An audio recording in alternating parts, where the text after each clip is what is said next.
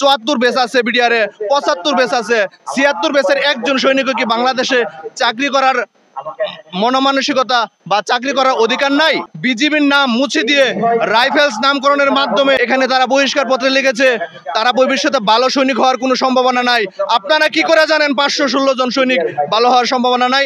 একজনও কি ভালো হইতে পারতো না? আপনারা কথায় কথায় বলেন আমার সোনার বাংলায় বৈষম্যের ঠাঁই নাই, কিন্তু আমরা তো দেখতে পাইতেছি বৈষম্য বিরাজ করতেছে। এখনো তৎকালীন সরকারের মতো বৈষম্য রয়েছে, কেননা আমরা 76 বেস ছিলাম ট্রেনিংরত অবস্থায় চট্টগ্রাম সাতকানিয়াতে, কিন্তু ওই ট্রেনিংরত বেসকে একজন সৈনিকও রাখে নাই। তারা টোটাল 76 বেসের 516 জন রিক্রুটকে তারা দফায় দফায় বাড়ি পাঠিয়ে দিয়েছে।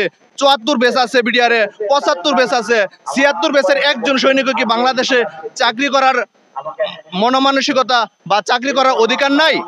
তাহলে কোথায় রইলো? 77 বেস আছে, 78 বেস আছে, যেটা 77 হচ্ছে বিজিবিতে, 78 বিজিবিতে, 74 হচ্ছে বিডিআর, 75 বিডিআর।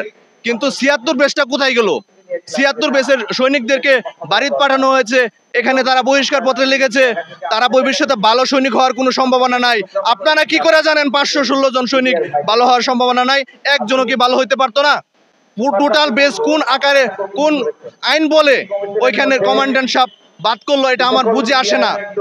এখান থেকে যদি একজন সৈনিক রাখতো তাও ঠিক আছিল, যে হ্যাঁ একজন আছে এই বেসের মধ্যে 76 বেসে, কিন্তু একজনও নাই। এই কোন আইন বলে এটা করলো?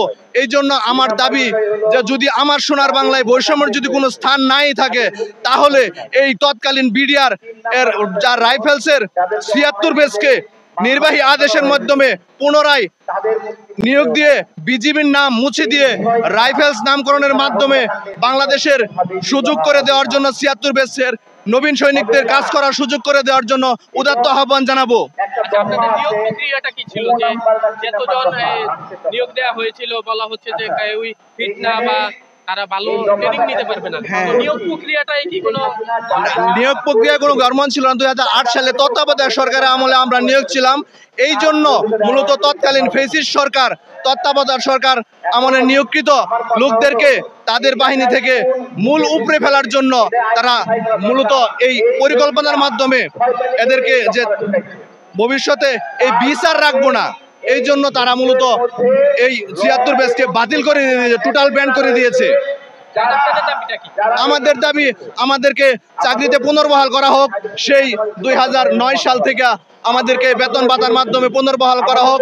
যদি পুনর্বহাল না করা হয় তাহলে আমরা সিনিয়রদের মাধ্যমে একাত্মতা পোষণ করে পরবর্তীতে যদি কোনো ভালো সুরাহা না আসে 18,000 সৈনিকের সাথে আমরা একাত্মতা পোষণ করে আমরা 76 বেস কিন্তু আমরা কোনো বিচারের আওতায় পড়ার কথা না, কারণ আমরা ছিলাম নতুন। এই জন্য আমাদেরকে নির্বাহী আদেশের মাধ্যমে নিয়োগ দেওয়া যায়, এখানে তো আইনের কোনো বাধা দেখতেছি না আমরা। কিন্তু কি করে আমাদেরকে এখনো ঝুলায় রাখা হয়?